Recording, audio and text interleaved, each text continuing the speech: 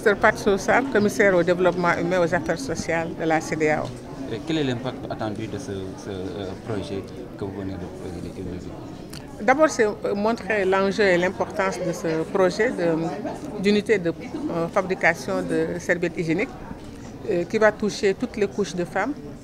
D'abord les femmes victimes de fistules, qui étaient la porte d'entrée, mais aussi toutes les femmes, ou surtout les jeunes filles qui ont besoin de ces serviettes hygiéniques quand elles sont pour des questions de santé menstruelle, et aussi les femmes du troisième âge qui ont des problèmes de rétention urinaire, ou les personnes d'une manière générale qui ont des problèmes de rétention urinaire. Donc le projet s'inscrit dans une vision de durabilité, parce que la CEDEAO, ça fait plus d'une dizaine d'années que la CEDEAO offre des grants aux femmes victimes de fistules, les aide pour la réparation, réhabilite des hôpitaux, en tout cas des salles d'opération pour cela. Et nous avons pensé que pour la pérennité, mettre en place une unité de production, c'était important parce qu'au-delà du problème d'hygiène et de santé, c'est une question économique. Parce que les serviettes hygiéniques sont un énorme marché aujourd'hui et pour lequel tous nos États de la CEDEAO et de l'Afrique d'une manière générale devraient se pencher sur cette question et inviter aussi le secteur privé au-delà de l'unité symbolique qui va être mise en place avec l'appui de la CEDEAO par le ministère de la Famille, faire en sorte qu'on puisse couvrir l'ensemble du marché sénégalais. Parce que ça nous permettra d'économiser des devises, parce que c'est des milliards qu'on dépense par année sur ces questions-là.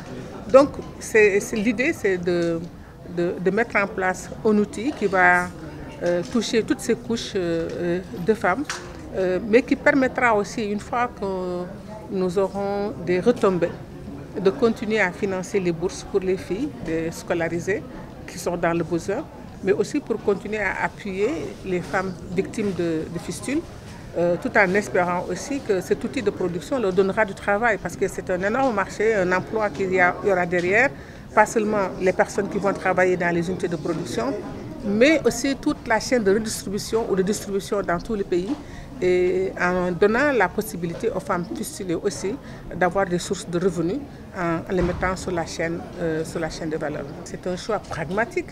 C'est que depuis, je ne suis pas dans la thématique des Nations Unies, je suis dans le mobile qui nous a amenés ici.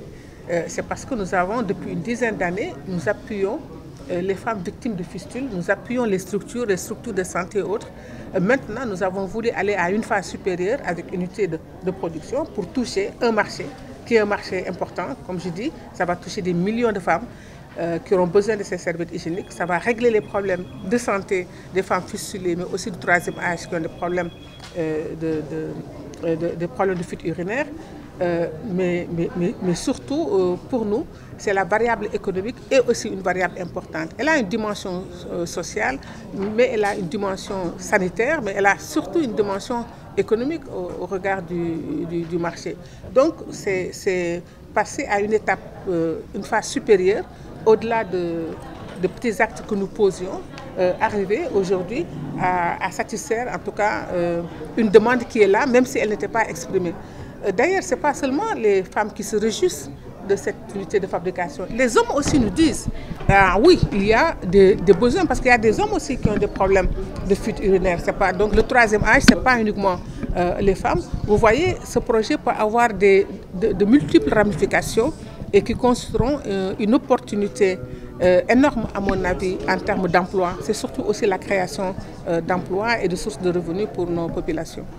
Les partenaires dont l'UEF et GIZ ont exprimé leur volonté d'accompagner le projet. Certainement, vous avez un message à lancer à d'autres partenaires pour qu'ils viennent. Oui, d'abord nous réjouir et remercier Koura Sen qui était ici pour représenter VEIF, qui est la directrice générale, mais surtout aussi le GIZ et aussi d'autres, une ONG étaient ici pour nous aider dans le marketing. Je pense que le ministère de la Famille, lorsque nous passerons à la phase de la pose de la première pierre et de la signature de la convention, nous appellerons l'ensemble du secteur privé du Sénégal pour venir apporter leur coup de main à cette question qui a une dimension très importante qui touche toutes les familles. Aujourd'hui, vous avez vu, nous avons un bébé ici dans cette salle. dont la maman est victime de fistule, et qui est suivie et traitée par les soins des programmes qui ont été mis en place, qui lui ont permis, c'est le premier bébé qu'elle a obtenu. Et bien voilà, on peut être très fier du peu de résultats que nous avons, mais en espérant que ça va en s'amplifiant.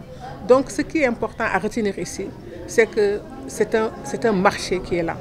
Et le Sénégal a besoin de conserver ses devises à l'intérieur de son espace pour le consacrer à d'autres actions de développement. Donc, on est véritablement dans une approche de développement et de besoin de satisfaction des besoins des populations. Madame Astou Diouf Gueye, directrice de l'équité et l'égalité de genre, représentante du ministère de la Famille et des Solidarités à cet événement.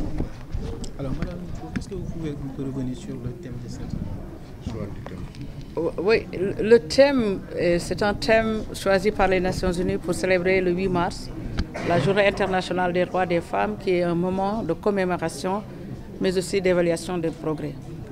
Il est placé sur le triptyque droit, égalité, autonomisation des femmes et des filles, mais sa déclinaison nationale donne également ce triptyque, mais axé sur la vision Sénégal 2050 qui a adressé ces trois thématiques et l'engagement des femmes et des communautés. Donc c'est comme ça que le Sénégal compte célébrer le 8 mars, dire que la question des droits des femmes est au cœur du référentiel, mais pour faire également une articulation avec les programmes, surtout celui que nous a amené ici aujourd'hui, qui vise les services hygiéniques et les couches culottes. Ça, c'est un droit humain fondamental, le droit à la santé, parce que qui parle de santé parle d'hygiène. Et je pense que tous les programmes et les actions de la CEDEAO trouvent ici, dans ce thème, leur déclinaison. C'est valable également pour le Sénégal, qui a bénéficié de ces programmes, notamment les programmes d'autonomisation de la femme, mais aussi les programmes de renforcement institutionnel pour l'institutionnalisation du genre au Sénégal et dans les autres pays. Et fort de tout cela, le Sénégal aussi a également mené des politiques pour faire avancer les droits des femmes, mais aussi consolider les acquis et aller dans une perspective d'autonomisation durable. Donc nous sommes très à l'aise pour parler de ce thème au Sénégal et beaucoup d'actions sont en train d'être menées en prélude à ce 8 mars qui sera célébré sur cette thématique, notamment les différentes actions d'animation que le ministre Mme Maïmouna Dièye mène dans les régions au moment où nous parlons, pour également recueillir les préoccupations des femmes, mais aussi apporter des solutions immédiates à certains problèmes posés dans le cadre de leur autonomisation. La collaboration entre la CEDEAO et le ministère de la Famille et des Solidarités a déjà amélioré les conditions des femmes. Je vous ai cité pas mal de programmes. Dans le domaine de l'éducation, je vous ai parlé des bourses d'excellence. Ces bourses visent également l'amélioration de la présence des filles dans les filières scientifiques et techniques spécialisées. Et depuis 2010, nous avons bénéficié de ce programme, mais il y a une innovation de taille apportée pour cette année. Dans les tout prochains jours, vous verrez que nous avons lancé l'appel à candidature pour également attribuer de nouvelles bourses.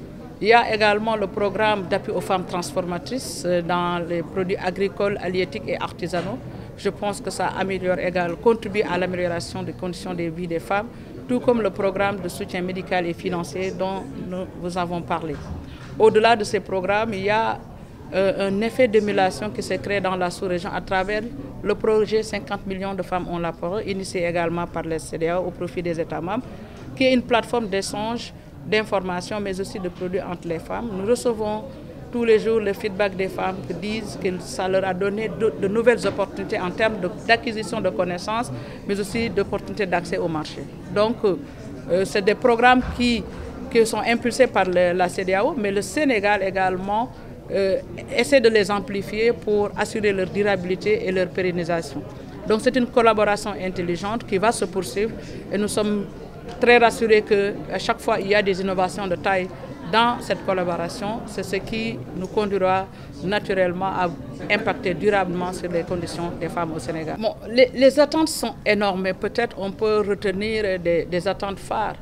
Aller vers des programmes structurants. Vous savez que depuis son accession à la magistrature suprême, son Excellence Bassirou Diomaye Diakhar Faye a exprimé sa forte volonté de créer un mécanisme national durable d'autonomisation des femmes. Et quand on parle de mécanisme durable, toutes les problématiques qui concernent la condition féminine, qui adressent la condition féminine, seront au cœur de ce mécanisme-là.